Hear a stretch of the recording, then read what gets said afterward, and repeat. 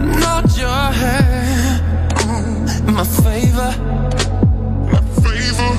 Yeah. Put your hand on my shoulder.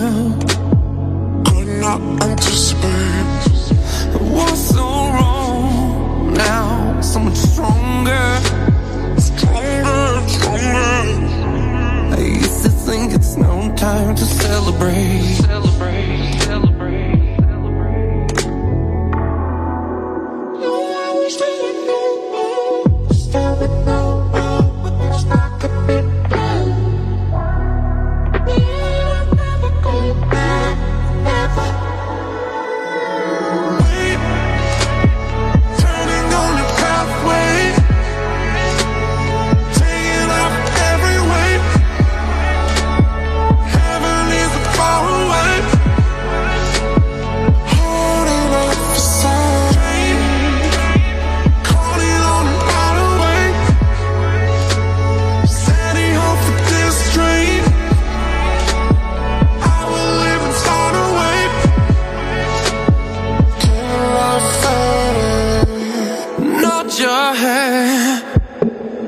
Favor,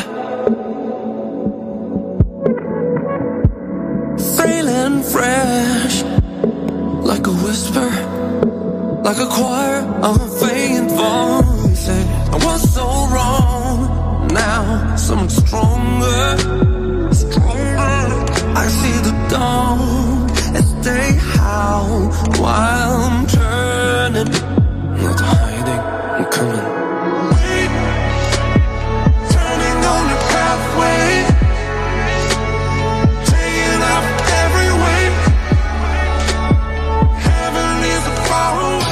Bienvenue sur Redline Radio. La radio qui prend soin de vos oreilles. Bienvenue sur Redline Radio, synchronisation des montres, il est pile poil 19h30. T'écoutes Redline Radio. Tout le bassin lémanique de Vevey, Lausanne, Genève. Vous écoutez Redline Radio sur le DAB+. Écouteurs branchés, enceinte connectée, radio allumée. Redline Radio. Redline Radio. Redline Radio participe à l'opération des bons culturels de la Migros. Soutiens-nous en attribuant tes bons à Redline Radio. Merci de votre fidélité. Lundi, 19h30, 20h30. Le fil rouge sur Redline Radio.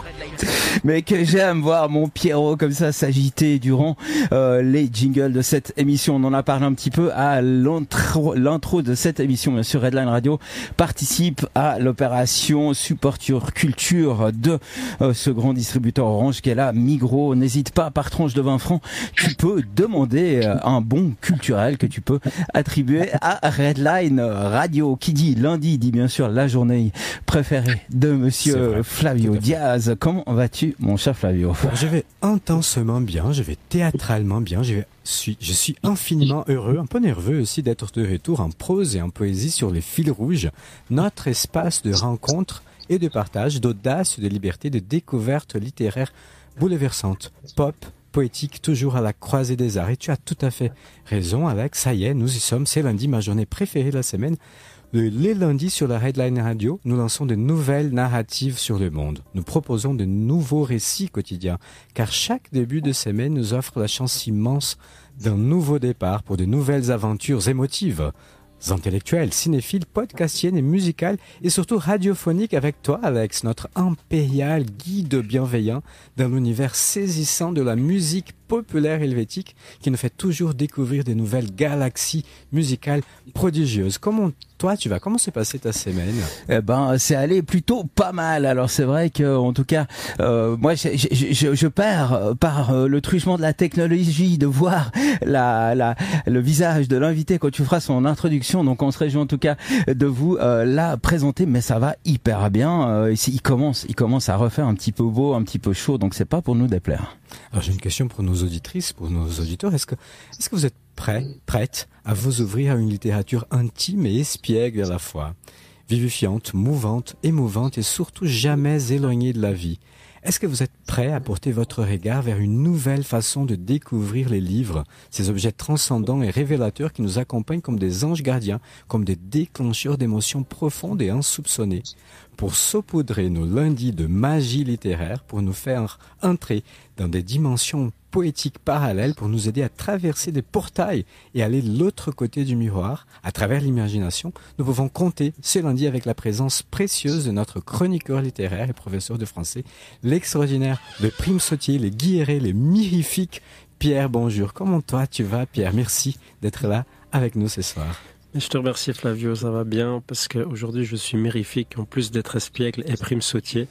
Et c'est des adjectifs qui me conviennent tout à fait. Ah mais très bien, très bien. Et tu sais, quand on aime la vie, on aime la littérature, et quand on aime l'expression littéraire la plus haute, la plus troublante, la plus caressante, on ne se prive pas de transcendance ni d'un étonnement qui se renouvelle sans cesse. On se laisse bouleverser, on se permet une certaine dose littéraire de trouble, de profondeur, car nous avons la passion des récits intimes, surprenants sur les fils rouges. Et pour l'éprouver, notre invitée ce soir est une écrivaine à la plume prégnante et envoûtante qui a poussé dans les recoins parfois les plus sombres de l'âme humaine des sources d'inspiration saisissantes et fondamentales pour écrire 2 sublimes romans, Une histoire de France et Chienne et Louve, les 2 parus chez Gallimard. Il s'agit bien sûr de la fabuleuse autrice française Geoffrine Donadieu, et nous sommes très très heureux d'entrer délicatement ensemble à pas feutrés et jubilatoires dans son vertigineux univers intime et littéraire. Bienvenue Geoffrine, merci d'être avec nous depuis Paris sur les fils rouges. Comment allez-vous ce soir, Geoffrine? Merci à vous pour votre invitation. Écoutez, je vais plutôt bien. Ce jour de printemps, comme vous le dites, le soleil revient, on entend les oiseaux, c'est parfait. Il fait beau à Paris, on entend les oiseaux à Paris également? Oui, alors on entend les oiseaux, on entent aussi les manifestants. Les voitures qui brûlent. Voilà, ça sent le printemps, ça sent aussi les coupelles. Mais très bien. En tout cas, nous sommes vraiment très heureux d'avoir une prestigieuse invitée comme vous. Votre participation est vraiment précieuse. Et parmi les satellites artistiques et les thématiques saisissantes, il y a chez vous la fureur, la beauté du théâtre, l'enfance, ses traumatismes, la violence, le désir, le tragique et surtout une recherche incessante d'intensité et de vie, de curiosité, d'engagement. Surtout beaucoup d'écriture. En préparant notre émission, Geoffrine, je vous ai posé une question. Qu'est-ce que vous motive à vous lever le matin? Et vous m'avez répondu par mail, écrire. Comment l'écriture s'organise dans votre environnement, dans votre quotidien? Est-ce que c'est la première chose que vous faites le matin? Non, c'est pas la première chose que je fais le matin. La première chose, c'est de me diriger à la cuisine pour prendre un café. Et après, je vais courir parce que j'ai besoin d'aller me vider, tout simplement, de libérer toutes les pensées que je peux avoir qui n'appartiendront pas au personnage. Donc vous courez, très bien, avant d'écrire. Oui, alors 2 ou 3 fois par semaine, je ne vais pas tous les jours non plus, mais je pense qu'on vous a perdu. Il y a un rapport assez intéressant. Pardon, Geoffrine? Vous m'entendez? Oui, là, je crois que c'est bien. Il y a un rapport très intéressant entre écriture et course à pied. Il y a l'écrivain japonais, je crois que c'est Murakami, qui a écrit d'ailleurs un essai ou un roman, un essai plutôt, où il parle justement de course à pied et d'écriture. Est-ce que pour vous, ces sources d'inspiration également, ça sert à un peu mettre en place certaines pensées pour vos futurs écrits, Geoffrine? Oui, totalement. Puis ça déclenche un mouvement, en fait. Ça libère les idées J'ai une question pour notre espiègle chroniqueur littéraire également. Est-ce que le mouvement, selon toi, Pierre, est important dans l'écriture? Est-ce que, par exemple, tes élèves, tu leur conseillerais de courir, de faire la natation, un peu comme une manière de poser leur texte, de créer une pensée, de la mettre en ordre? Oui, mais je pense que le mouvement, il faut le mettre en lien avec le rituel ou l'habitude. Ça peut en effet être courir, nager, faire de la musique, peu importe, mais il doit y avoir une espèce de processus ritualisé, je pense, dans l'écriture, comme pour lui permettre de jaillir. Et j'ai l'impression que ces rituels sont une façon de se mettre en condition plus facilement, comme des états de méditation. La marche aussi se prête assez bien, je trouve, à ces pérégrinations à la fois concrètes, hein. Clairement on marche, on bouge, mais en même temps aussi on bouge d'un point de vue intellectuel, c'est-à-dire qu'il y a un mouvement qui s'effectue dans la pensée elle-même. Et j'ai le sentiment que ça se traduit en effet par des habitudes, des rituels, que ce soit la course à pied, le café du matin, ou même se brosser les dents. Ah, très bien, un rituel tout à fait bien hygiénique et bienvenu. Et Geoffrine, quel serait votre rituel d'écriture? Est-ce qu'il y en a un? Est-ce que vous devez vous mettre en état pour pouvoir écrire? Est-ce que votre corps devrait ressentir certaines sensations avant de poser votre plume sur le papier, Geoffrine? D'écrire, déjà, j'ai tout un travail préparatoire. Je vais sur le terrain, je vais rencontrer certaines personnes pour Chienne Louvre. Je suis allée voir toutes les filles des clubs de striptease à Pigalle. J'ai pris des cours de danse avec les danseuses des filles du Crazy Horse. Donc, avant de me mettre à écrire, de poser les premières lignes, je suis déjà obligée de me mettre à la peau des personnages. Dans Chienne Louvre, il y a deux personnages, deux femmes, Odette qui a 90 ans et Romy qui a 20 ans, mais on était découpés de la sorte. Le matin, j'allais dans les maisons de retraite, j'interrogeais des gériatres pour mieux comprendre le vieillissement, et puis c'est des personnes âgées. Je marchais avec des déambulateurs pour bien comprendre quelle était la démarche. L'après-midi, j'allais danser avec les filles du Crazy Horse. Donc, en fait, j'ai besoin de me mettre déjà dans la peau de mes personnages. Et puis après, quand je me mets à écrire, j'ai besoin de me créer un cadre. Je m'en place des conditions qui Et cela passe à travers le corps. Donc, c'est un rapport qui est également corporel. Donc, juste pour contextualiser, c'est votre deuxième roman, donc Chien et Louve, qui était primé, prix de Fleurs 2022. Est-ce que vous pourriez nous parler un petit peu de ce roman?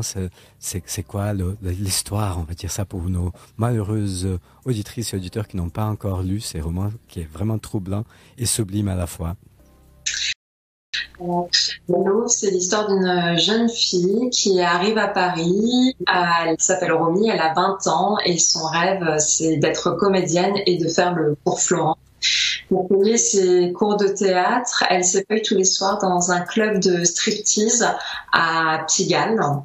Et il se trouve que pour rassembler toute son énergie, pour pouvoir interpréter ses personnages, elle a besoin de trouver un logement fixe pour pouvoir répéter chez elle. Et elle va trouver une chambre chez une personne âgée, Odette, 90 ans, qui va l'accueillir en échange d'un loyer modeste et d'un petit peu de compagnie.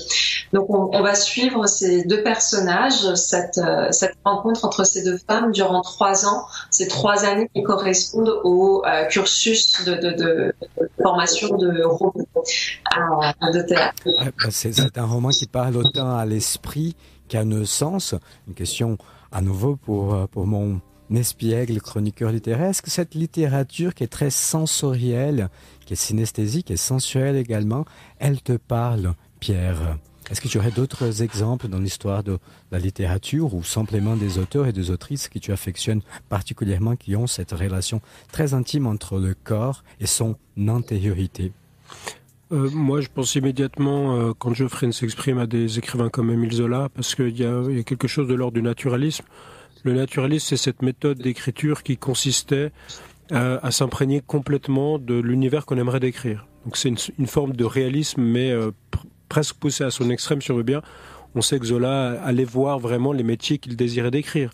Donc pour donner un portrait fidèle et représentatif du Paris du 19e siècle, un Paris qui était bouleversé, il avait besoin lui-même d'aller dans les mines pour Germinal, ou d'aller voir comment on travaillait, je sais pas, des matériaux, comment on lavait des habits. Enfin, il y a toute une série. C'est des choses très simples. J'aime beaucoup l'exemple du déambulateur dont tu parlais, Geoffrine, pour dire, mais on a besoin de se mettre dans la peau d'un personnage, et aussi pour que ça se traduise par le corps. C'est-à-dire ressentir une difficulté peut-être de la marche pour une femme de 85 ans ou quelque chose comme ça. On doit passer par l'expérience sensorielle, précisément, par le toucher, par la difficulté, par le handicap peut-être, pour parvenir à le restituer le plus fidèlement possible. On reste humble parce qu'on n'a pas traversé ces états pendant des années, mais pour essayer en tout cas de le restituer le plus fidèlement possible à un lecteur ou une lectrice. C'est vrai que nous tutoyons très facilement sur le fil rouge, donc je vais me permettre également de te tutoyer. Geoffrine, si j'ai l'autorisation, et vice versa. Et mais c'est très intéressant ce que Pierre vient de dire, parce que c'est une référence chez toi également, Zola. Je crois que c'est un personnage de fiction inspirant pour toi. C'est un personnage de Zola, c'est lequel? Oui, c'est évidemment, c'est Germinal, moi, qui m'a énormément marqué. Mais l'Assommoir aussi, Nana, et Zola m'a tellement marqué que dans Chien et Loup, Odette surnomme Romy Zoline. Voilà. Ce qu'il faut dire, c'est que cette relation-là, comme tu as raconté, on pourrait penser que c'était une relation tout à fait amicale et conviviale entre une vieille dame, enfin, qui a cette envie d'être une vieille fille, en quelque sorte, et une jeune parisienne. Mais c'est pas du tout ça. Il y a également une ampleur psychologique. On va vraiment dans certains recoins très profonds de l'âme humaine. Quelle est la genèse de cette idée d'explorer cette relation qui est un peu violente entre ces deux femmes? En fait, la question qui m'intéresse dans mes textes, c'est la question du corps. Donc, on en parle depuis le début, et je voulais vraiment mettre bien un corps de 90 ans, un corps de femme de 90 ans et un corps de femme de 20 ans. Et quand Romy et Odette se rencontrent, c'est quand même la rencontre de deux mondes totalement différents. L'une est une grenouille de bénitier, l'autre s'effeuille dans la croix, le buis, Jésus et les strings à paillettes et la très jolie rencontre. Et ce qui se passe, c'est que Romy et Odette ont des corps qui lâchent, et ils ne lâchent pas pour les mêmes raisons. Odette, son corps lâche tout simplement parce qu'elle vieillit, et Romy, son corps lâche parce qu'il y a beaucoup trop d'abus, à la fois d'alcool, de sport, de sexe, et Romy ne maîtrise pas son corps, en fait, parce que comme elle a un passé d'anorexique boulimique, elle n'est pas réglée correctement. Quant à Odette, son corps lâche également, et on va voir tout au long de ce roman les petites culottes qu'elles vont étendre, et l'une et l'autre, les pyjamas. On va se rendre compte aussi que ce sont deux corps qui ne tiennent pas en équilibre, parce que l'une ne sait pas marcher avec ses talons, l'autre perd l'équilibre parce qu'elle a des vertiges et parce qu'après elle ne sait pas marcher avec un déambulateur. Et sur ce point, ces deux personnages vont se reconnaître, elles vont s'apprivoiser, elles vont s'aimer, elles vont se détester, mais elles vont se retrouver sur un point, c'est que toutes les deux ont connu la guerre. Alors, bien sûr, Odette a connu la Deuxième Guerre mondiale, mais Romy a été victime d'abus sexuels, et par conséquent, elles n'ont pas eu d'enfance. Donc, sous ce toit, elles vont un jour, elles vont passer un pacte. Il n'y aura plus de 20 ans, de 90 ans qui tiennent, mais elles vont avoir 9 ans et jouer comme des fillettes de 9 ans. Ménagerie, Minuit Ménagerie, c'est le nom du jeu. Mais Romy, le personnage, il est déjà présent dans ton premier roman, Une histoire de France. C'est l'enfance de Romy, donc tu as souhaité donner une continuité à ce personnage de ton premier roman, Une histoire de France. Est-ce que tu pourrais nous en parler également de ce premier roman, sorti en 2019 chez Gallimard également, Une histoire de France? Alors, je n'ai pas souhaité tout de suite vouloir faire un deuxième roman et utiliser et reprendre Romy. Je crois que les personnages s'imposent, et quand elles n'ont pas terminé de dire quelque chose, ils se manifestent à nouveau. Là, je peux dire que pour le troisième, Romy est partie et qu'elle ne viendra pas. Troisième. Je l'imaginais déjà trentenaire ou enfin. Tu viens de me briser le cœur en pensant à Romy. Est-ce qu'il a une chance qu'elle pourrait revenir un jour? Écoute, ça, je ne le décide pas. Peut-être qu'elle le décidera, mais en tout cas, elle est partie pour le troisième. En revanche, elle est arrivée dans le premier. Dans le premier, Romy a 9 ans. Elle habite à Toul, en Lorraine, dans un immeuble réservé aux familles de militaires. Donc, on a une forme de vie de caserne. Il se trouve que sa mère est caissière. Elle est souvent absente. Elle est aussi souvent malade. Elle va à l'hôpital régulièrement. Et quant à son père, part souvent en mission. Donc Romy est une petite fille extrêmement seule, car elle est fille unique, et elle va être gardée par sa voisine France, et France va abuser de Romy. J'avais envie de traiter ce sujet qui est encore extrêmement tabou, des abus sexuels réalisés par une femme. Et on retrouve Romy donc 10 ans plus tard à Paris. C'est ça, on la retrouve 10 ans plus tard pour réaliser un rêve. Maintenant, je tiens à préciser que on n'est pas obligé d'avoir lu le premier roman pour comprendre. C'était ma question. Merci Geoffrey de m'avoir piqué la question. C'était ça. Est-ce qu'il y a un ordre? Est-ce que c'est quand même plus intéressant de lire d'abord une histoire de France, ou on peut commencer avec Chienne et Louve et ensuite revenir sur l'enfance de Romy, selon toi, Geoffrey? Non, moi j'ai eu des témoignages de lecteurs qui ont commencé par Chienne et Louve, qui après étaient intrigués parce qu'ils ont vu que le personnage était déjà dans le premier roman, donc ils ont lu le premier roman. Ceux qui avaient lu le premier roman aimaient découvrir le deuxième. Je ne crois pas qu'il y ait un ordre particulier pour les lire. Très bien. Ce sont des livres qui sont tendres et caustiques à la fois, tristes et réjouissants. Ils nous parlent de travail, mais aussi de lutte des classes. On a parlé tout à l'heure d'Émile Zola, donc il a cette composante de société qui est très très présente. Est-ce que c'est quelque chose qui t'attire en tant que professeur de français? Est-ce que tu abordes également la littérature en tant que déclencheur de révolte sociale, peut-être, Pierre? Là, j'ai des compétences qui vont être assez limitées parce que j'aime bien qu'un roman tienne son contexte. Et je sais que je suis largement minoritaire dans cette défense de la littérature sans intégrer un contexte spécifique. Tous les historiens de la littérature vont me tomber sur le râble s'ils m'entendent. Ils nous entendent. Ou si elles m'entendent, je ne sais pas. Pourquoi je le dis? Parce que j'en ai déjà parlé, parce que j'aime bien qu'un roman soit universel. C'est-à-dire que je le lise maintenant, dans 10 ans, en Afrique, en Asie. Que je sois une femme, un homme ou un enfant, j'aime alors c'est un vœu pieux à nouveau, hein, je l'assume complètement, mais j'aime que le roman touche à l'universel, à quelque chose qu'on va forcément tous traverser à un moment ou à un autre de notre existence. Néanmoins, donc la petite nuance que je veux quand même apporter, c'est que ce vœu pieux, je le reconnais immédiatement, il est absolument impossible à réaliser parce que je pense qu'on a toujours besoin d'un contexte, même s'il est minimal, même s'il est très ténu, même s'il est déjà donné dans la lecture qu'on va faire d'un roman contemporain, par exemple, on n'a pas forcément besoin du contexte parce qu'on traverse ce contexte, on vit dans ce contexte.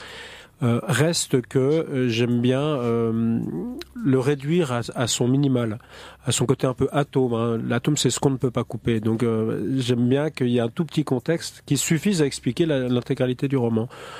Ça, c'est mon avis sur la question. Après, j'aborde évidemment, en tant qu'enseignant de français aussi, des textes qui ont une certaine teneur sociale, révolutionnaire. J'avais parlé de Maupassant, on peut aussi aborder Camus, on peut aborder évidemment d'autres personnages, puisque la littérature en est pétrie. Je pense que c'est important de le faire, mais c'est pas forcément la littérature que je défends, en tout cas pas en premier lieu. Je suis poliment pas d'accord avec toi, comme tu le sais, évidemment. Mais on reste très poli et très respectueux également de ton avis. J'aime bien. Et quels seraient des exemples, alors je m'adresse à toi à nouveau, Pierre, de cette littérature atomale, enfin je sais pas comment dire, atomique, enfin qui est... C'est toujours l'histoire de la littérature au sens, on va dire, francophone du terme. Donc les francophones travaillent sur ce qu'on peut appeler le style, et puis les anglo-saxons travaillent sur ce qu'on appelle la narration. Là, je serais vraiment poliment pas d'accord, parce que c'est pas que les francophones, les lusophones également, ils ont, enfin, après, moi, je suis pas un expert de la littérature mondiale, mais après, c'est des grosses catégories. Je coupe à la hache, là. On est effectivement d'accord. Il y a 1000 exceptions dans ce que je vais affirmer à l'instant. Mais il y a quand même ce moment un peu de séparation, d'une écriture, on va dire, léchée, très stylisée. La langue française a quand même cette réputation d'être pure. Il y a le style parfait, le rêve de Flaubert, un livre sur rien. Et puis ensuite, on a aussi toute une série de mouvements qui vont travailler sur le style. Après, du côté lusophone, t'es 1000 fois mieux calé que moi, donc peut-être il y a des équivalents, peut-être pas, je l'ignore complètement. Mais c'est vrai que moi, je reconnais que je prends parti pour cette première littérature, celle dont j'ai parlé maintenant, parce que je suis très sensible au langage, aux mots, et à nouveau, il se prive à mon sens de contexte. Mais ça, c'est mon avis. Je reconnais qu'il n'est pas absolument universel. Et donc, j'aime bien qu'un roman ait une intrigue assez minimale, en fait un scénario assez minimal et que ce soit les mots qui parlent. Donc on peut me décrire, je sais pas, le vol des insectes autour d'une lampe. C'est pas extraordinaire d'un point de vue, ça va pas faire un blockbuster américain. On est d'accord, on est tous d'accord avec ça. Mais par contre, Alien, il parle, ok, on a une idée. Mais moi, ça peut me toucher. Et je sais que c'est particulier de le dire ainsi, mais voilà, c'est pour ça que j'aime beaucoup les écritures des minuisards, hein, les écrivains de chez Minuit, parce qu'ils peuvent travailler sur une intrigue très minimale et pondre un roman de 300 pages. Mais à ce niveau-là, je me permets de te suggérer deux auteurs, une autrice et un auteur lusophone, une brésilienne, s'appelle Clarice Lispector, qui a cet art d'écrire vraiment sur des événements vraiment minimaux de la vie quotidienne, avec une prose très léchée, et Fernando Pessoa, le livre de l'intranquillité, le livre des associés. Ça, je serais obligé de le lire de toute façon. Et maintenant, je reviens sur Geoffrey. Quel serait ton avis? Est-ce que, ton roman, il a cet aspect qui est très intime également, mais il a aussi une histoire. Qu'est-ce qui prime pour toi? Est-ce que c'est les styles ou la forme ou le fond? Enfin, une question un peu banale, mais que j'aimerais bien avoir ton avis, Geoffrey. Écoute, moi je dirais qu'il faut le fond. Après, quand j'ai écrit mes romans, j'avais les personnages en tête, j'avais les décors, mais il y a un moment, je me laisse emmener par les personnages et là je ne maîtrise plus rien. Il y a toujours ce point de bascule où tu ne maîtrises pas et par conséquent le fond va dessiner la forme. Enfin, l'un ne va pas sans l'autre et il y a des questions qui doivent se poser avant l'écriture d'un roman. Est-ce que ce roman doit être écrit à la première personne, à la troisième personne, quel temps utiliser? Et puis à un moment, le roman va choisir, mais il va aussi choisir son rythme. Il va choisir les heures propices pour mieux l'écrire. Et il n'y a pas de recette. Enfin, chaque roman va avoir sa recette. Ce qui m'a beaucoup frappé dans ton roman, c'est sa fureur. Il y a vraiment une espèce de fureur. C'est vraiment très intense. C'est le mot que je qualifie, j'imagine, le plus... en tout cas pour moi, le plus sensible à ta littérature. Est-ce que c'était déjà présent dans tes premiers écrits, cette fureur? Comment ça a commencé ta vie d'écrivaine? J'ai commencé à raconter des histoires à mon petit frère, j'avais 6-7 ans, puis une fureur assez enfantine alors. C'était vraiment des choses très très enfantines. Et puis à mes 16-17 ans, j'ai commencé à écrire un premier roman, mais c'est encore de l'ordre du journal intime. Il y avait sans doute des règlements de compte.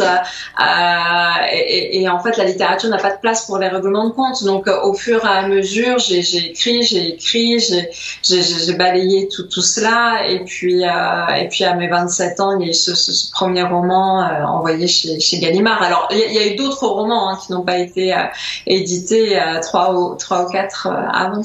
Est-ce que tu les relis parfois? Est-ce que tu reviens sur ces 3 ou 4 romans? Pas du tout. Non, je ne les ai pas relus. Ils sont à la poubelle. Ils ne verront jamais le jour. Et non. on ne verra jamais ces premiers romans. S'ils n'ont pas été édités, c'est qu'il y a bien une raison. Ils n'étaient pas bons.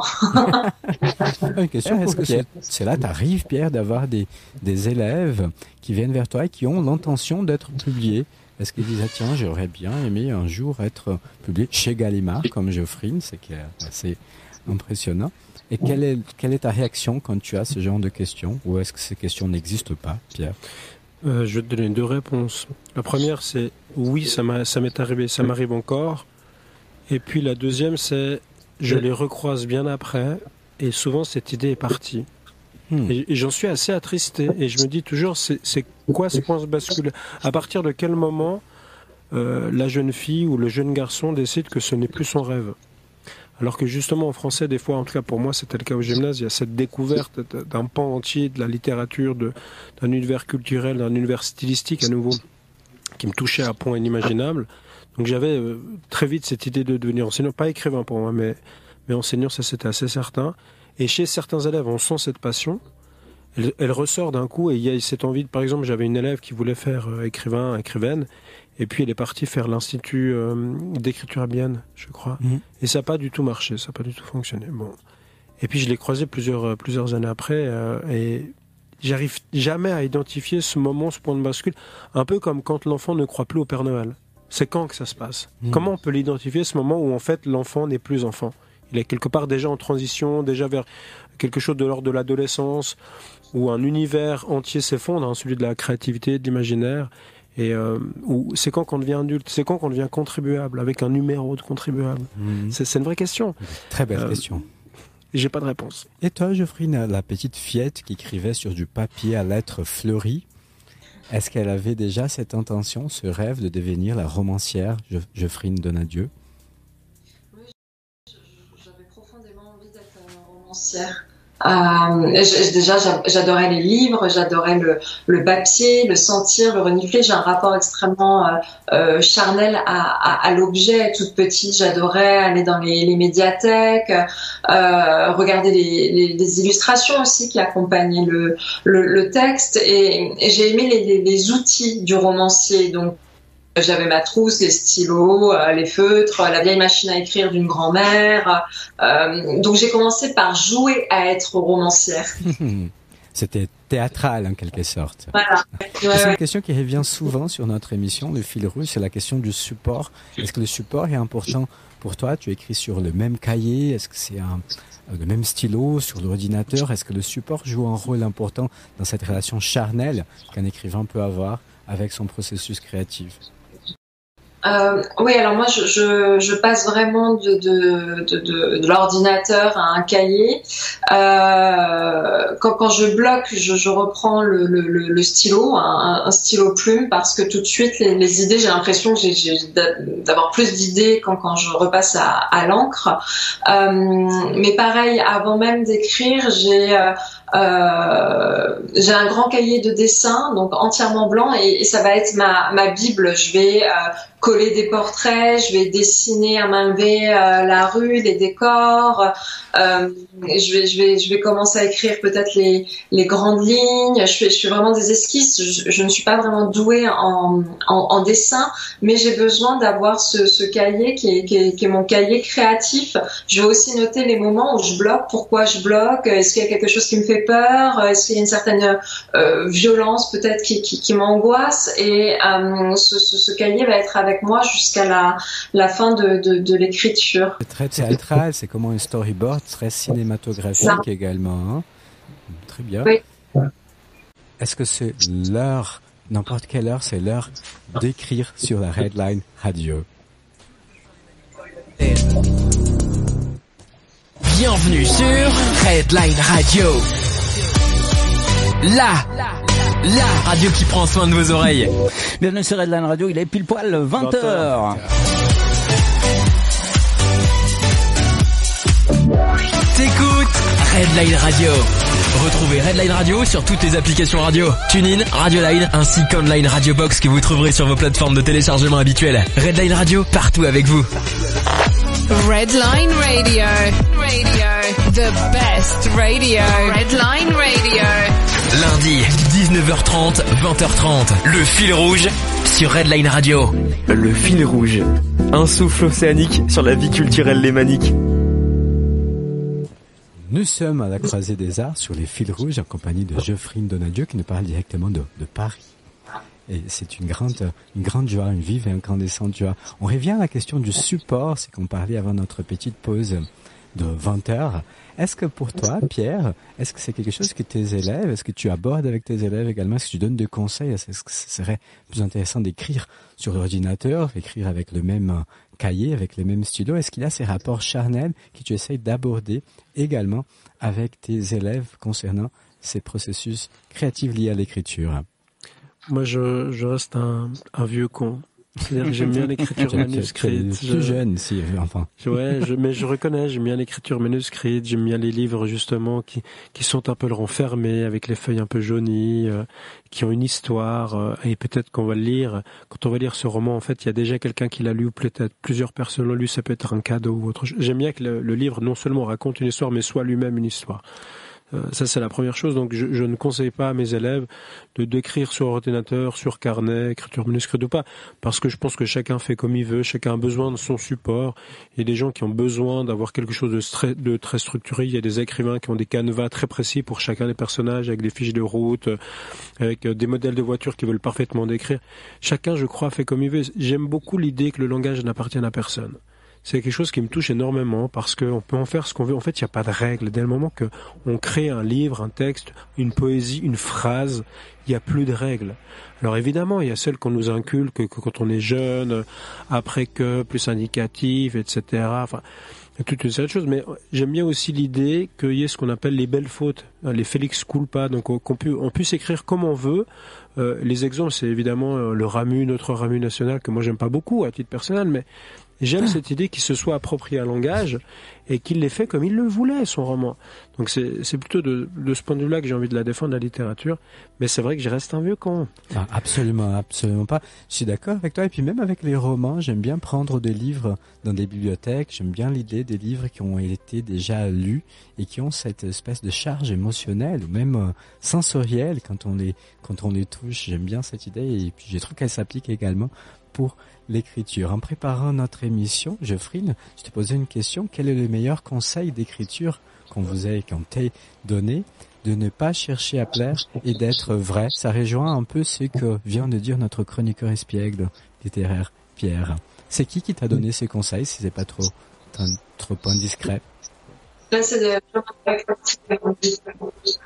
Ah là, on n'a pas entendu. On est très curieux de savoir, parce que ça me paraît un très bon conseil. Ouais. C'est vraiment mystérieux. C'est toujours très mystérieux. Toujours pas. C'est vraiment, ça doit être quelqu'un de très, très intéressant. On va essayer de lire sur les lèvres. Voilà, on va essayer. Articule bien. Vous m'entendez ou pas, là? Là, voilà, c'est qui a donné ces super conseils, Geoffrine? Jean-Marie Laclaftine, mon éditeur. Et c'est une rencontre fondamentale pour toi. Enfin, dans le même questionnaire pop et affectif que j'envoie à mes invités, une rencontre fondamentale, c'est ton éditeur. En quoi cette rencontre, elle était si fondamentale? Parce que être édité chez Gallimard, c'était vraiment mon rêve. Et enfin, c'était la personne qui me permettait d'accéder à ce rêve. Et ça a forcément changé beaucoup de choses pour moi, y compris au sein de ma famille. On n'est plus dans le rêve, justement, ça devient concret, et mes parents qui ne comprenaient pas du tout ce que je pouvais faire à l'époque, pourquoi je voulais à tout prix écrire, pourquoi je continuais alors que quand même mes manuscrits étaient refusés. Là, j'avais l'objet et enfin, je passais des bonnes fêtes de famille sans... J'imagine qu'ils étaient très fiers de toi. Il avait quand même une espèce de fierté une fois un roman publié chez Gallimard, Geoffrine. Oui, non, ils étaient vraiment fiers, évidemment. Et c'est également un endroit que tu aimerais bien hanter. Une autre question, si tu pouvais choisir un endroit, ça serait, tu m'as répondu, le bureau d'Antoine Gallimard. Pourquoi tu aimerais hanter ce bureau-là? Parce que je pense qu'il s'y passe beaucoup de choses et que beaucoup d'auteurs passent dans ce bureau, et je suis persuadée que même les auteurs morts hantent encore la maison, et ça me ferait vraiment très plaisir de rencontrer Marguerite Duras et d'avoir une petite conversation dans le jardin de chez Gallimard. Très bien, ça me paraît très bien. Marguerite Duras est également une référence assez importante dans ton parcours biographique. Elle fait partie un peu de sa ceinture d'utilité littéraire et existentielle, au point que ton nom, enfin ton pseudonyme, Geoffrine Donadieu, c'est le vrai nom de Marguerite Duras. Pourquoi ce choix? Alors déjà, à l'époque, je travaillais beaucoup dans les hôpitaux pédiatriques et psychiatriques, et j'avais d'autres activités comme la création de jeux de société ou de concepts d'émissions pour les enfants à la télévision, et j'avais juste envie non pas de me cacher derrière un pseudonyme, mais de bien faire la différence entre Geoffrine romancière et Geoffrine qui travaille dans tel tel secteur. Et puis après, moi j'adorais Marguerite Duras, et elle ne voulait pas du nom de son père. Je me suis dit, bon, puisqu'elle n'en a pas voulu, je vais le prendre. Et puis Donadieu est un nom extrêmement courant. Français. Moi, je m'étais amusée quand même à chercher des noms anglais, allemands, mais je ne suis ni anglaise ni allemande. Des noms en particulier, je ne suis pas bourgeoise. Et Donadieu, c'est un nom très très simple qui m'allait bien. Et puis voilà, ça me fait toujours penser à Marguerite Duras. Et mon livre préféré, c'est Le ravissement de Lol Bechstein. Et c'était à l'époque où je travaillais beaucoup dans les hôpitaux psychiatriques, et ce livre, ce personnage de Lol Bechstein qui a inspiré Marguerite Duras, c'est une personne qui était internée et que Marguerite Duras est allée voir. Donc il y avait tout ça. Une question pour Pierre, la question du pseudonyme. Est-ce que tu aurais d'autres exemples? Est-ce qu'un pseudonyme, il peut être, on peut se cacher derrière, mais il peut être aussi une source de liberté, parce qu'on n'est plus vraiment soi-même quand on est sous un pseudonyme. On dit qu'on n'est jamais plus libre que sous un masque. Est-ce que ça vaut aussi en littérature, Pierre? Il y a des champions du déguisement, bien sûr. Le plus connu, c'est évidemment Romain Gary. Romain Gary, Émile Ajar, qui est le seul homme, le seul auteur à avoir obtenu le prix Goncourt. Et puis moi j'aime bien le pseudonyme transparent, le pseudonyme où on sait en fait qui se cache derrière, une espèce de petit pied de nez à ceux et celles qui veulent se cacher, alors que finalement peut-être on saura toujours qui a écrit quoi. C'est une autre Marguerite, c'est pas Marguerite Duras, mais Marguerite Yourcenar, qui a un pseudonyme. Yourcenar est un pseudonyme, mais c'est une anagramme de Crayancourt.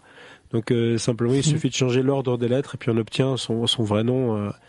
Donc j'aime bien cette distance qui peut être soit minimale, soit maximale entre l'œuvre et son auteur, parce que il y a aussi quelque chose de l'ordre de l'identité. Il y a des auteurs qui après n'assument plus forcément leurs œuvres, bien plus tard, qui disent voilà, c'est pas moi qui fais ça, en tout cas je veux pas être associé à ce livre, c'est un autre moi.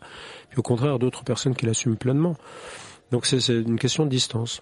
Dans la littérature anglophone, il y a eu également le cas de sœurs Brontë.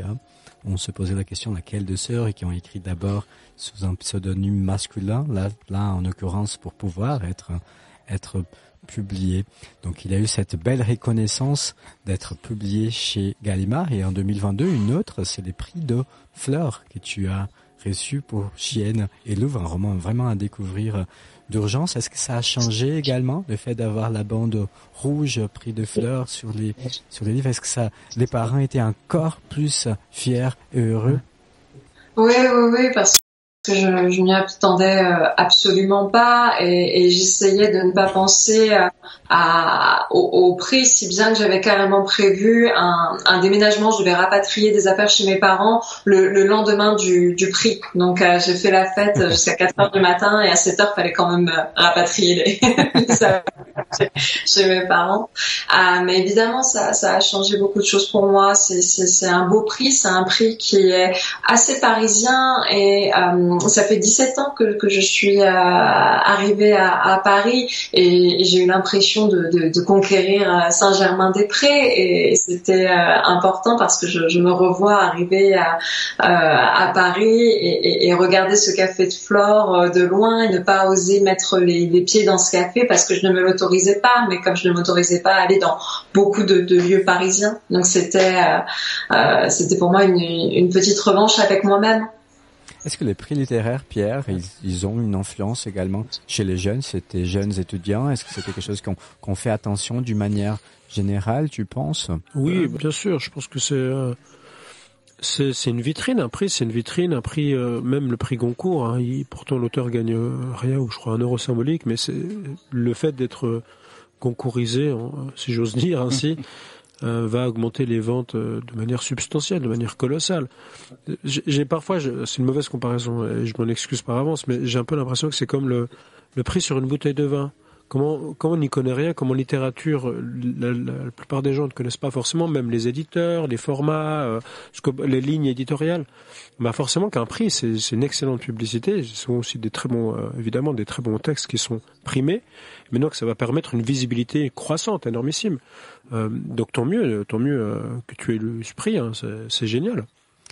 Et là, c'est intéressant d'écouter le discours sur les prix de Thomas Bernhard qui en parle aussi quand même très bien, qui a son avis sur ça et qui parle de son petit prix et c'est formidable. Il a beaucoup d'humour en tout cas. Et ce qui est génial avec ton prix, c'est que tu as droit à un cocktail. Je crois il a quelque chose comme ça, non? Tu as pas droit à un cocktail par jour ou Alors moi, mon prix, je suis pas certaine qu'il fasse augmenter considérablement les ventes. Enfin, je me suis pas acheté un appartement du jour au lendemain, mais ce prix me permet de boire un verre de Pouilly fumé dans un verre gravé à mon nom. Donc tous les jours. C'est la classe. Maintenant, je n'y vais pas tous les jours parce qu'il n'y aurait pas de 3e roman, mais mais c'est chouette d'avoir son prix, enfin son verre gravé comme ça dans un café. Est-ce que c'est ta boisson poétique préférée, ce cocktail-là? Non, pas forcément. C'est un autre cocktail qui se trouve à la maison, qui est fait à la maison Chouquet, qui est une maison qui est située dans le 9e arrondissement à Pigalle. C'est le cocktail Diane de Pougy. Bah, très bien, on aime des boissons poétiques sur les fils rouges. Est-ce que vos boissons poétiques ont changé, Alex et Pierre? Mais moi, je crois pas. Je crois que je suis toujours dans l'amaretto. Très bien. Sour. Ouais. Non, pas sour. Pas sour. Non, justement pas sour. Moi, je suis très sucre. Je suis un bec à bonbons. Donc, non, pas sour. Justement, au contraire, non pur, avec un glaçon. Simplement, ça me va très bien. Et je trouve que ça conjoint à la fois l'enfance dont je suis profondément amoureux et un peu nostalgique, évidemment, mais aussi l'âge adulte, parce que enfant n'a pas le droit de consommer de l'amaretto, il y a de l'alcool dedans. Donc j'aime bien, je garde cette boisson. Alex qui est en pleine agitation, c'est une émission un peu particulière, je vois que j'ai pas osé trop te poser de questions. Mais quelle bonne idée, parce que c'est vrai qu'on a enchaîné un petit peu les soucis techniques et on s'en excuse d'avance. Moi, ça reste éternellement et toujours, j'aime bien l'histoire du petit glaçon avec, bien sûr, éternellement mon Porto. Ah, mais très bien, très bien. Nous sommes à la croisée des arts et des boissons sur les fils rouges. Et puis, tes 2 romans sont très théâtrales. Le théâtre, il joue, il a une présence omniprésente, surtout dans Chienne et Louve, avec un tramway nommé Désir et les personnages de Blanche. Quand est-ce que tu as découvert cette pièce de Tennessee Williams? Est-ce que c'était un choc? Est-ce que c'était vraiment une claque quand tu l'as découverte? Toutes les pièces de Tennessee Williams ont pour moi été un choc, parce que tous ces personnages féminins sont forts, sont puissants. Il ose aller dans la folie. Ces personnages sont pleins de nuances et évidemment pour moi c'est un grand dramaturge, et j'ai lu énormément de pièces de théâtre, et c'était au détriment de Céline, de Proust, de Beauvoir, et ce sont surtout les dramaturges qui ont nourri mon écriture. Le théâtre et également la littérature, on a appris ça avec notre professeur de français. Je pense que c'est tout à fait louable d'avoir plongé dans ces univers-là, n'est-ce pas, Pierre? On doit aborder le théâtre comme genre littéraire, absolument. Le théâtre, la poésie et le roman, ce sont les 3 genres que l'on doit absolument, par obligation, aborder au gymnase / lycée. Pour les francophones, pour les Français. Pardon, pas pour les francophones. Et donc forcément que oui, je maintiens que le théâtre en fait partie. Je maintiens que le théâtre, comme la poésie, c'est des arts oralisants, un oratoire. On est obligé de le prononcer. Et je maintiens également que je pense un bon écrivain doit forcément à un moment ou à un autre toucher à de la poésie ou à du théâtre, simplement pour être sensible à la rythmicité de la langue, à la mélodie de la langue. Très bien. Le cinéma est également présent dans ta vie. Geoffrey, tu es une grande cinéphile. Je te demandais un film auquel tu ne cesses de penser. Et c'est un film que j'adore, mais passionnément également, un film espagnol de Carlos Saura, Ana y los Lobos, donc Anna et les loups. Pourquoi ce choix-là? Pareil, il est allé au bout des choses à fond. Je veux dire, cette fameuse Anna qui est babysitter se retrouve parmi les loups et les scènes sont terrifiantes et moi ce qui me plaît en tout cas chez lui, c'est il va au bout des choses, il ose, et je suis même pas certaine que ça passerait encore aujourd'hui où la censure est si présente, et il y a tout ce cinéma de ces années-là qui, à mon avis, serait censuré. Également comme Cria Cuervos, qui est également un film de Sora qui a d'une grande intensité. Donc je conseille mais très chaudement à nos auditeurs et auditrices cinéphiles de découvrir le cinéma de Carlos Saura, un cinéma vraiment dans la fureur, comme tes romans en quelque sorte. Est-ce que tes romans, tu les vois également en mode cinématographique, on ne se refuse rien sur les fils rouges? Est-ce que tu les verrais adaptés au cinéma, Geoffrine? Alors, je verrais bien Chien et Loup adapté au cinéma. Une histoire de France, je pense que c'est violent, et ça reste une histoire de pédophilie féminine, et que ce serait un petit peu compliqué de filmer toute la première partie où nous sommes dans le vif du sujet. Après, je crois qu'il y a quelque chose de beaucoup plus théâtral et de cinématographique dans le deuxième, avec ce huis clos entre ces deux femmes. Ouais, non, ça serait génial. Est-ce que dans tes plus audacieux rêves, tu imagines déjà le casting ou le réalisateur? Alors non, pour l'instant, j'espère juste que ça se fasse. Ce serait formidable. Mais pour faire Odette, qui je pourrais? Alors pour faire Romy, je crois qu'il ne faut pas quelqu'un de connu. Ça reste une jeune fille de 20 ans, et si j'avais l'occasion de faire ce film, ce serait quelqu'un de très qui sortirait du conservatoire peut-être. Et pour Odette, il faut trouver la femme. De 80-90 ans, il faut trouver la comédienne qui accepte de jouer une vieille. C'est qui ne doit pas être très évident. Nous avons une tradition sur les fils rouges, ça s'appelle le portrait chinois. C'est un moment où on fait un tour de table. C'est une tradition qui date de longtemps. Il s'agit d'un petit jeu ludique très pratiqué dans les salons littéraires européens au siècle XVII. On l'a appelé à l'époque le jeu des énigmes. Ensuite, il a été rénommé le portrait chinois, et c'est lui qui est à l'origine des questionnaires de confession très à la mode à la fin du 19e siècle, dont Marcel Proust, dont on a parlé tout à l'heure, fut le personnage le plus extraordinaire. Donc, je vais commencer. Alex, est-ce que tu peux participer également? Est-ce que je sais que tu es un peu comme tu as plusieurs bras, plusieurs activités en même temps, donc tu participes également. La première question est, si j'étais un stripteaseur ou une stripteaseuse, qui je serais et pourquoi? Et je commence avec Geoffrine, alors, notre invitée, très prestigieuse ce soir. Alors, quelle stripteaseuse je serais? Oui, si tu devrais être une stripteaseuse, un stripteaseur, hein. Je serais Dita Fantease. Ouais, juste pour être tu nous as piqué la réponse, je pense, ici, j'ai l'impression. Et pourquoi, Geoffrine? Pour être dans son verre à Martini. Avec Marilyn Manson? Peut-être pas. Non, je sais pas. Mais là, je me casserais à mon avis la figure, je passerais par-dessus, je tomberais. Très bien. Et toi, Pierre, si tu étais un stripteaseur, à part toi-même dans ta vie nocturne, un autre, qui tu serais? Et je pense que j'ai jamais eu une question aussi difficile, Flavio. Et on fait depuis 3 ans les portraits chinois. Et on fait depuis 3 ans, celle-là, voilà, je suis sans voix. Je serais Marilyn Manson. Ah pourquoi pas?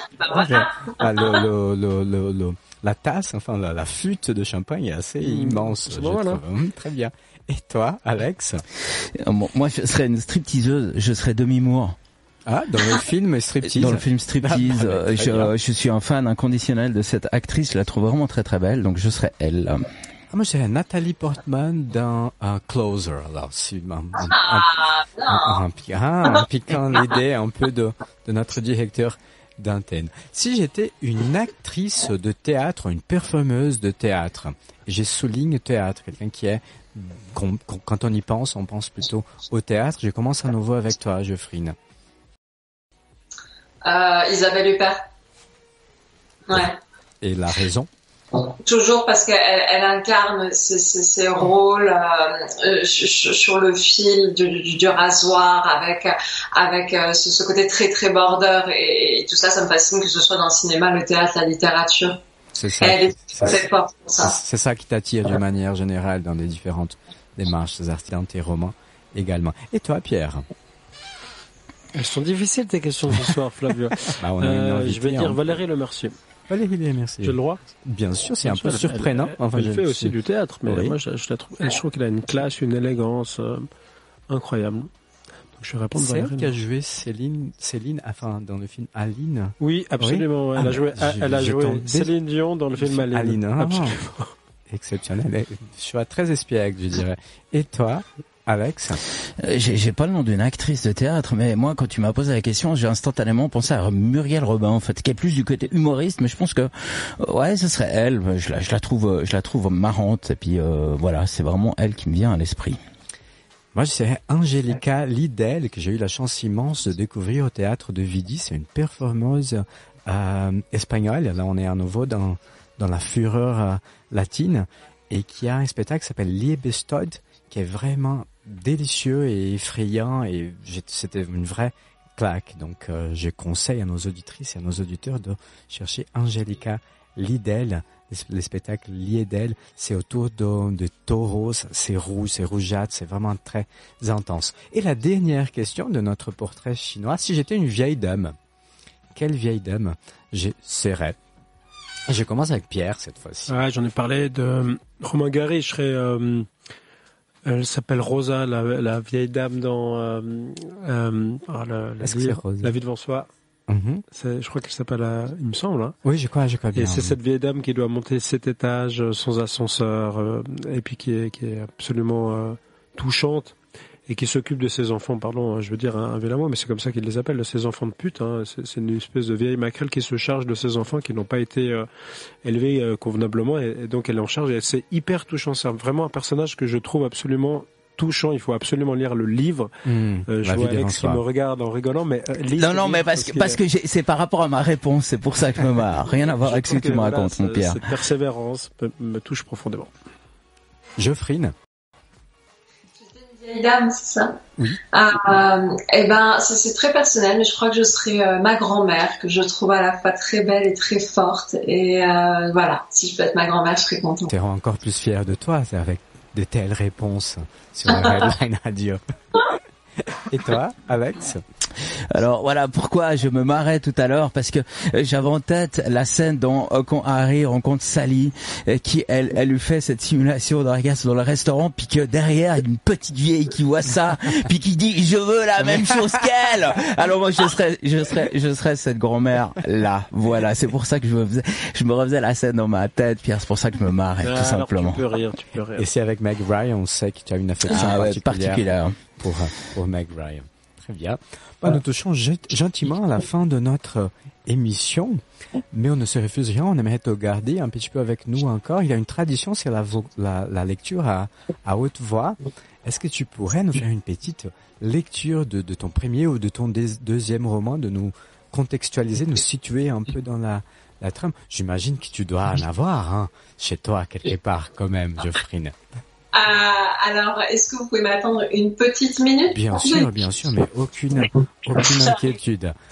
C'est le moment, bien sûr, pour vous rappeler, bien sûr, un site internet www.redlineradio.ch. Sous l'onglet programme, vous pouvez, consulter l'ensemble de la programmation de Redline Radio. Demain, les émissions musicales vont prendre le pas sur la littérature de ce soir. Nous aurons la chance de recevoir l'artiste Mavro, qui viendra nous présenter son travail. Voilà, c'est ça aussi, faire de la radio. Notre réalisateur nous met un plan large. Tu vois que ce soir, il y a pas mal de place ici. Si toi aussi, tu as envie de découvrir un petit peu ce merveilleux métier qu'est la radio, une seule adresse, info@redlineradio.ch. Mais laisse-moi te prévenir, la radio, c'est comme le crack. Une fois que tu commences, tu as de la peine à t'arrêter. Très bien, nous sommes de retour avec Geoffrine Donadieu qui est allée chercher un de ses romans. Est-ce que c'est Une histoire de France, le premier, ou Chienne et Louve, prix de C'est Chienne et Louve. Chienne et Louve. Et quel est l'extrait? Où est-ce qu'on se situe? Dans quel acte de ton roman? Je réfléchis. Je me dépêche parce que je sais qu'on doit quand même terminer. Ah non, mais tu as tous les droits, aucune inquiétude. On a très envie d'entendre. C'est un moment qu'on chérit particulièrement sur les fils rouges, c'est le moment de la lecture. Alors, c'est un moment où Romy doit passer une échéance au cours Florent pour passer en 3e année. Elle doit valider cette échéance. Et puis, elle n'a pas très bien réussi, en tout cas, sa performance. Et il y a un professeur qui va lui poser une question. Il va lui demander, Mademoiselle, pourquoi jouez-vous? Donc Romy va lui répondre. Sous la lumière des projecteurs, je retire ma perruque fuchsia. Je ne suis plus Mirandoline, je suis Romy. Je joue parce que je suis née du silence et que je ne sais pas parler. Je joue pour ne pas me buter. Je joue pour ne pas commettre un meurtre. Je joue pour ne pas me frapper jusqu'au sang. Je joue pour ne pas hurler. Je joue pour donner une forme à ma rage. Je joue pour trouver une vérité, je joue pour ne plus avoir de sexe. Je joue pour disparaître, pour m'oublier, pour me trouver. Je joue comme je frappe, comme je caresse, comme je fais l'amour. Je joue pour chercher le point de rupture. Je joue pour me conquérir, je joue pour me dompter. Je joue pour vivre l'instant à vif, sans passé ni futur. Je joue pour me vider, je joue pour me remplir, je joue pour me saigner. Je joue pour éprouver la toute-puissance que j'ai sur moi, sur mes personnages, sur le spectateur. Je joue pour violer le temps. Je joue pour découvrir un peu de moi dans chacun de mes personnages. Je joue pour mettre de la lumière dans l'obscurité. Je joue pour mettre de l'obscurité dans la lumière. Je joue pour calmer la tempête dans mon ventre. Je joue parce que j'existe. Je joue pour vivre. Oh, la fureur incontrôlable de Geoffrine Donadieu sur les fils rouges. C'est vraiment délicieux et sublime à la fois. Maintenant, c'est pour des vrais, nous touchons à la fin de notre émission, mais aucune tristesse, aucune inquiétude permise. On sera de retour le lundi 27 mars, toujours à la Croisée des Arts, sur les fils rouges. Très guilleret, très prime sautier, c'est le printemps, en compagnie du grand voyageur scientifique et romancier David Perrou, presque un habitué du fil rouge, qui nous fera voyager tout en conscience, en sensibilité et spiritualité. Il viendra nous parler, entre autres, de son dernier roman, paru aux éditions Jouvence, Le chaman du Pacifique. Voilà, si tu fais partie des malheureux qui avaient raté cette émission en direct, qu'à cela ne tienne, tu la retrouveras dans quelques minutes comme ça sur l'ensemble de nos réseaux sociaux. Ça se passe sur la page Facebook de Redline Radio ainsi que sur notre chaîne YouTube. Merci en tout cas à tous et à toutes de votre fidélité. Merci beaucoup Geoffrine, c'est un plaisir de t'avoir comme ça en direct malgré les quelques petits soucis techniques qu'on a essayé de gérer durant cette émission, mais c'est ça aussi le direct. Voilà, je crois qu'on va se quitter musicalement. Ne nous quitte pas tout de suite, Geoffrine, on a encore juste quelques questions à te poser, mais hors antenne, on se quitte avec monsieur Joël Murner et ce titre Sweet Little Shelter. Excellente soirée à tous et à toutes. Et puis naturellement, on se retrouve demain à partir de 19h pour la Taverne aux Talents. Ciao. Looking for a place to hide. The sun was shining until yesterday, but somehow I got lost along the way. Sweet little shelter from the rain, your arms wide